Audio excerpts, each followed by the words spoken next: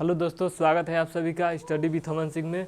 आज हम देखेंगे प्राचीन इतिहास को हमको किस तरह से पढ़ना है, यानी कि प्राचीन इतिहास में जो हमारा मेन टॉपिक है उसके बारे में चर्चा करेंगे कि हमको किस तरह से प्राचीन इतिहास को पूरा मतलब पढ़ कर ख़त्म करना है। तो देखते हैं, आइए चलिए देखते हैं। तो हमारा जो आज टॉपिक है कि प्राचीन इतिहास को कैसे हम पढ़ेंगे, यानी कि कौन कौन जो टॉपिक है वो हमको पढ़ना है। तो सबसे अगर बात करें प्राग ऐतिहासिक काल की, तो लगभग जो प्राग ऐतिहासिक काल है इसको हम लोगों ने पूरी तरह से पढ़कर ख़त्म किया है। यानी कि इसमें जो प्राग ऐतिहासिक काल की बात करें तो इसमें हम लगभग हम लोगों ने पूरी तरह से पढ़ लिया है। यानी कि हम लोगों ने देखा था इसमें जो प्राग ऐतिहासिक काल है इसमें हम लोगों ने देखा था जो रॉबर्ट ब्रूस थे, सबसे पहले पल्लवन नामक स्थान से एक कुल्हाड़ी की खोज करते हैं। तो यानी कि यहाँ से स्टार्ट होता है प्राग ऐतिहासिक काल के बारे में। फिर हम लोगों ने इसके आगे देखा प्राग ऐतिहासिक काल में ही नवपाषाण काल, फिर पूरा पाषाण काल, फिर ताम्रपाषाण काल, इसके ही अंतर्गत आते थे। तो हम लोगों ने जो प्राग ऐतिहासिक काल है इसको हम लोगों ने अच्छी तरह से पढ़कर ख़त्म किया है। और जो दूसरा हमारा टॉपिक चल रहा है फिलहाल, जो दूसरा हमारा जो टॉपिक चल रहा है वह चल रहा है सिंधु घाटी की सभ्यता। अगर सिंधु घाटी की सभ्यता की बात करें तो इसमें हम लोगों ने पढ़ा है कि सिंधु घाटी सभ्यता का मतलब अस्तित्व में कैसे आया। फिर हम लोगों ने देखा कि सिंधु घाटी सभ्यता की मतलब जो विदेशी लोग थे उन्होंने अपना मत दिया। फिर हम लोगों ने इसके मैंने जो प्रक्रिया यानी कि इसके सभ्यता के बारे में देखा कि कैसा इनका समाज था। लगभग हमारा जो टॉपिक है वह इसमें जो सिंधु घाटी की सभ्यता की बात करें तो इसमें लगभग हमने बस 2-4 लगभग जैसे लोथल हुआ, चुनहुदड़ो हुआ, लगभग धौलावीर, राखीगढ़ी, यानी कि 3-4 जो टॉपिक है बस इसमें बचा है। यह भी पूरी तरह से हमारा जो सिंधु घाटी का सभ्यता है वह भी पूरी तरह से ख़त्म होने वाला है।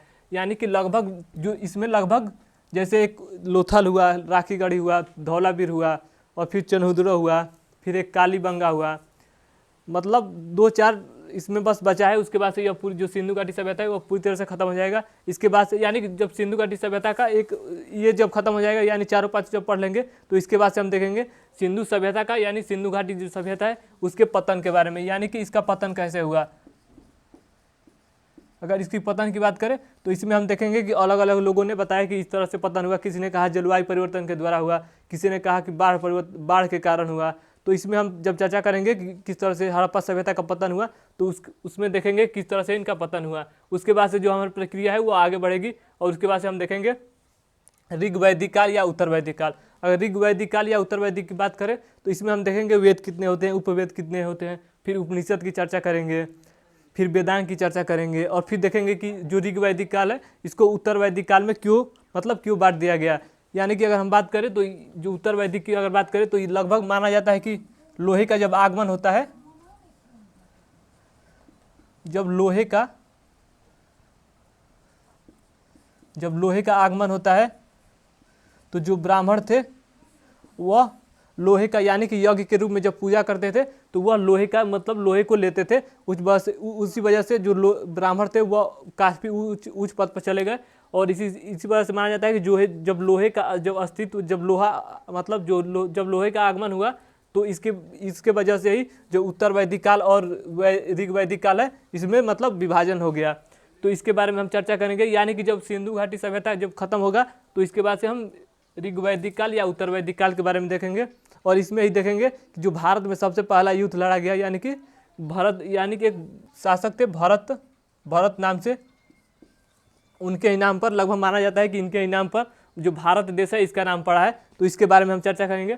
फिर हमारी जो प्रक्रिया है वो आगे बढ़ेगी और हम देखेंगे 6ठी शताब्दी ईसा पूर्व के बारे में, यानी कि 6ठी शताब्दी ईसा पूर्व में क्या क्या कौन सी घटना हुई उसके बारे में देखेंगे। फिर उसके बाद से जो हमारा 5वां टॉपिक होगा वह धार्मिक आंदोलन के बारे में होगा, यानी धार्मिक प्रक्रिया की। यानी कि जैसे अगर बात करें इसमें तो इसमें हम देखेंगे जैन धर्म, बौद्ध धर्म के बारे में, यानी कि किस तरह से गौतम बुद्ध का जन्म होता है। फिर उसके बाद मृत्यु के निर्माण के बारे में देखेंगे, यानी कि कहाँ से इनकी ज्ञान की प्राप्ति होती है। फिर हम चर्चा करेंगे जैन धर्म के बारे में, यानी कि 24 जो तीर्थकर थे उसके बारे में चर्चा करेंगे, 24 तीर्थकर के बारे में चर्चा करेंगे। फिर हमारी जो प्रक्रिया है वो आगे बढ़ेगी। फिर हम मौर्य काल के बारे में देखेंगे। मौर्य काल के जब खत्म होगा, मौर्य काल को पढ़ने के बाद हम देखेंगे मर्योत्तर काल या मर्योत्तर कालीन भारत के बारे में देखेंगे।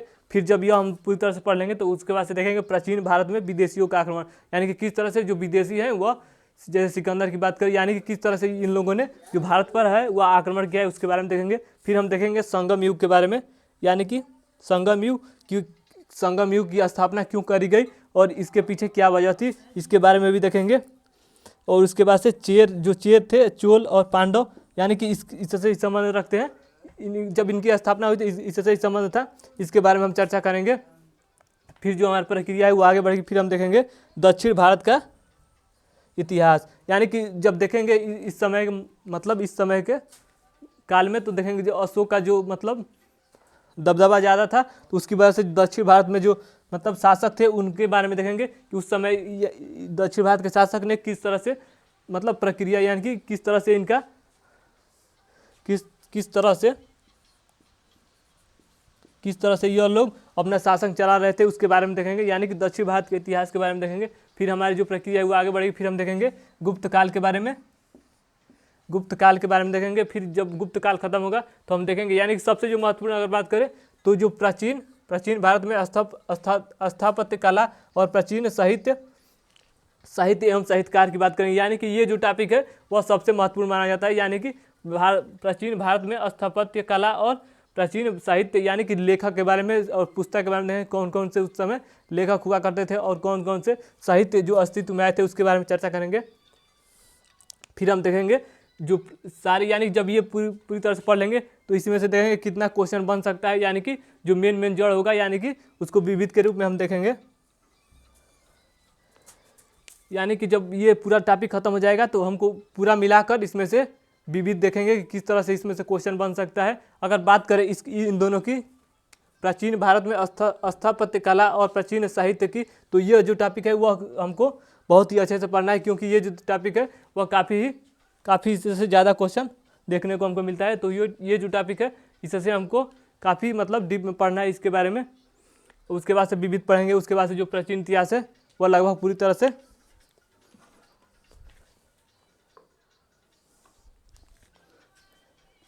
यानी कि जब यह दो हम पढ़ लेंगे तो जो प्राचीन इतिहास है वो लगभग पूरी तरह से ख़त्म हो जाएगा।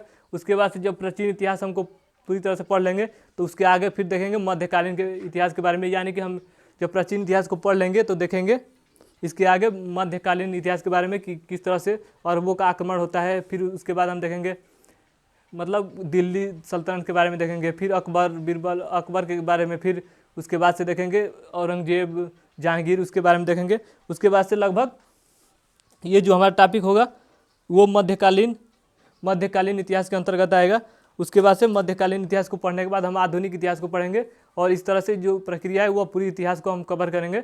तो सबसे फिलहाल तो जो हमारा टॉपिक है वह सिंधु घाटी का सभ्यता चल रहा है, तो लगभग 2-4 दिन में इसको हम ख़त्म कर देंगे। सिंधु घाटी की सभ्यता, इसको ख़त्म करने के बाद हमारा जो नेक्स्ट टॉपिक होगा वह होगा ऋग वैदिक काल या उत्तर वैदिक काल के बारे में देखेंगे, किस तरह से लोहे का आगमन होता है और यह जो है वह 2 भागों में विभक्त हो जाता है, तो इसके बारे में देखेंगे। तो चलिए आज के लिए इतना ही, धन्यवाद।